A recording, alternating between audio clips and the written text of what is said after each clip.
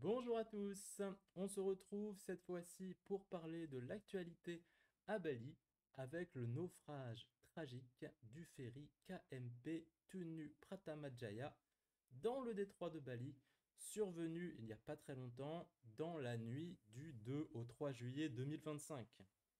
Alors que s'est-il passé à Bali? Le 2 juillet 2025, à 22h56, le ferry KMP Tunu Pratamajaya quitte le port de Ketapang, sur la côte est de Java.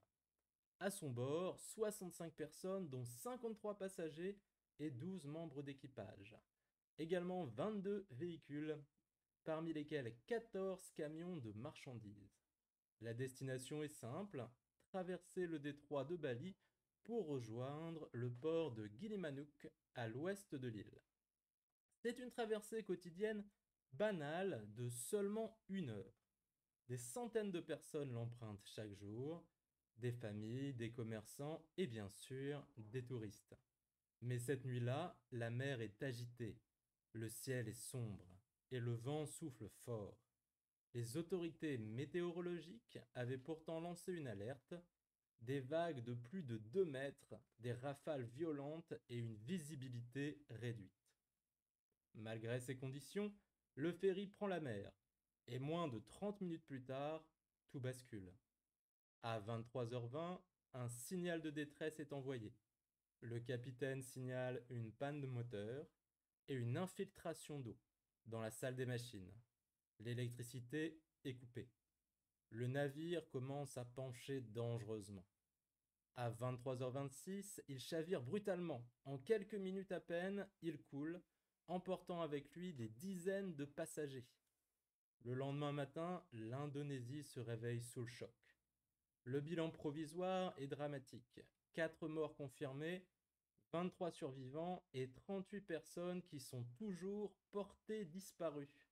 Certains rescapés ont été retrouvés inconscients, dérivant dans une mer déchaînée, accrochés à des débris ou à des gilets de sauvetage. Les équipes de secours sont immédiatement mobilisées. Plus de 50 sauveteurs, appuyés par la marine, la police et l'agence nationale Basarnas, sont déployés. Des bateaux pneumatiques, des plongeurs spécialisés et même un hélicoptère sont envoyés sur zone. Mais les conditions extrêmes compliquent les recherches. Courant puissant, obscurité totale et vent violent. Un survivant Supardi raconte: quand le ferry a commencé à pencher, j'ai voulu sauter, mais l'eau est montée trop vite. J'ai été entraîné sous la surface. Puis j'ai réussi à remonter et à grimper sur le toit. Plus tard, j'ai rejoint 3 autres personnes. On a dérivé toute la nuit. Un d'entre nous n'a pas survécu. Ce témoignage bouleversant illustre la violence du naufrage et la fragilité des moyens de secours. Et très vite, une question s'impose. Comment un simple trajet d'1 heure a-t-il pu tourner à la catastrophe? Le naufrage du ferry KMP Tunu Pratamajaya n'est pas un accident isolé. En Indonésie, les accidents maritimes sont malheureusement fréquents. Ce pays, composé de plus de 17 000 îles, dépend fortement des transports par bateau. Chaque jour, des milliers de personnes traversent les détroits, les baies et les mers intérieures pour travailler, commercer ou voyager. Mais cette dépendance cache une réalité plus sombre, un système de sécurité maritime fragile, parfois même défaillant. Dans le cas du ferry Tunu Pratamajaya, plusieurs hypothèses sont à l'étude. La première, confirmée par les autorités, concerne les conditions météorologiques extrêmes.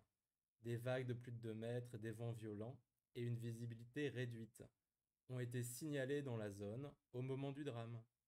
Mais cela ne suffit pas à expliquer pourquoi le navire a sombré en moins de 30 minutes. Des témoignages évoquent une panne moteur, suivie d'une infiltration d'eau dans la salle des machines. Certains experts parlent d'un problème de maintenance, d'autres d'un défaut de conception. Ce qui est certain, c'est que le ferry a perdu sa source d'énergie, dérivé puis chaviré, sans que l'équipage ne puisse réagir efficacement. Et c'est là que le bât blesse. Selon plusieurs sources, le ferry ne disposait pas de système de secours suffisant Les gilets de sauvetage étaient en nombre limité. Les canaux de sauvetage n'ont pas pu être déployés à temps. 4 survivants ont réussi à s'échapper grâce à un seul canot. Les autres ont dû nager dans l'obscurité, parfois pendant des heures, dans une mer déchaînée. Et je ne parle pas des requins. Ce drame rappelle d'autres catastrophes maritimes survenues en Indonésie ces dernières années. En mars 2025, déjà, un bateau touristique a chaviré au large de Bali, causant la mort d'une touriste australienne. En 2018, plus de 150 personnes ont péri dans le lac Toba. J'ai écrit la légende du lac Toba sur mon site. Allez-y et inscrivez-vous à la chaîne. Sur l'île de Sumatra, après le naufrage d'un ferry surchargé. Dans tous ces cas, les mêmes causes reviennent. Surcharge, mauvais entretien, absence de contrôle et formation insuffisante des équipages. Le problème est structurel. De nombreux ferries indonésiens sont anciens, mal entretenus et parfois non conformes aux normes internationales. Les contrôles techniques sont rares, les capacités de charge souvent dépassées et les règles de sécurité peu appliquées. Dans certains cas, le nombre réel de passagers dépasse celui inscrit sur le manifeste officiel, ce qui complique les opérations de secours. Face à cette situation, des voix s'élèvent. Des experts, bien sûr, des ONG et même des survivants appellent à une réforme en profondeur du secteur maritime. Ils réclament des inspections régulières, des formations obligatoires et une responsabilisation des compagnies de transport. Car tant que la sécurité restera une option et non une priorité, d'autres tragédies risquent de se produire. Le naufrage du ferry KMP Tunu Pratamajaya a provoqué une onde de choc dans tout le pays. Dès les premières heures, les réseaux sociaux se sont enflammés, des messages de solidarité, mais aussi de colère, ont envahi les plateformes. Beaucoup dénoncent une tragédie évitable, un drame de plus dans une longue série d'accidents maritimes en Indonésie. Le nouveau président Prabowo Subianto, alors en déplacement en Arabie Saoudite, a ordonné une réponse d'urgence immédiate. Des renforts ont été envoyés depuis Surabaya et le ministère des Transports a promis une enquête approfondie. Mais pour de nombreux Indonésiens, ces annonces ne suffisent plus. Ils réclament des actions concrètes, pas seulement des déclarations. La présidente de l'Assemblée nationale, Puan Maharani, a exprimé sa préoccupation profonde. Elle a appelé à une réforme de la gouvernance des transports, insistant sur la nécessité de prioriser la sécurité des passagers. Selon elle, il est temps de revoir entièrement le système. Des contrôles techniques plus stricts, des formations obligatoires pour les équipages et une vérification systématique des capacités de charge. Des experts indépendants vont encore plus loin. Ils demandent la création d'une agence nationale de sécurité maritime, indépendante du pouvoir politique, capable de sanctionner les compagnies négligentes. Ils proposent aussi d'imposer des radars météo obligatoires à bord des ferries et d'interdire toute traversée en cas d'alerte météo rouge. Mais ces réformes, qui peuvent nous sembler indispensables, se heurtent pourtant à une réalité: le poids économique du transport maritime. Pour des millions d'Indonésiens, le ferry est le seul et unique moyen de se déplacer entre les îles. Les compagnies privées, souvent peu contrôlées, jouent un rôle central dans cette logistique. Et dans certaines régions, fermer un port ou suspendre une traversée, même temporairement, peut paralyser toute une économie locale, avec une île qui, bien entendu, se retrouve isolée du reste du monde et bien entendu du reste du pays. C'est donc un équilibre délicat à trouver.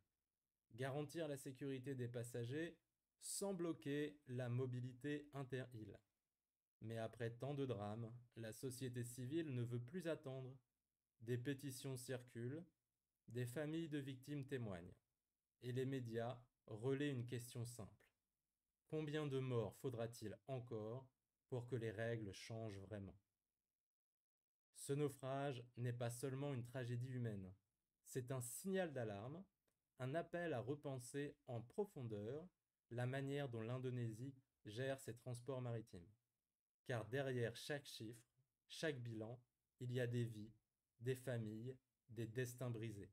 Et une certitude, cela ne doit plus se reproduire.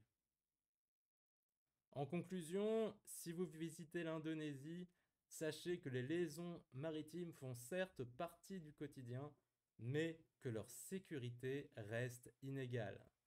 Pour les voyageurs étrangers, il est donc vital de rester informé avant d'embarquer.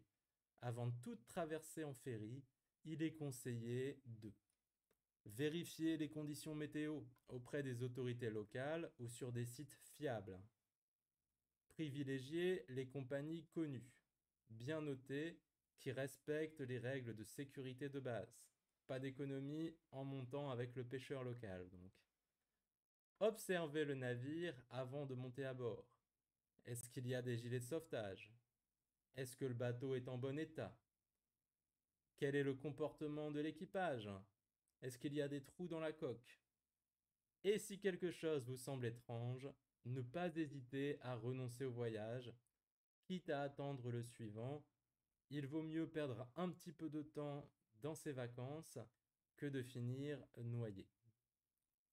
Bali, Java, Sumatra, les petites îles de la Sonde, l'Indonésie est un pays magnifique, riche en culture, en paysages uniques.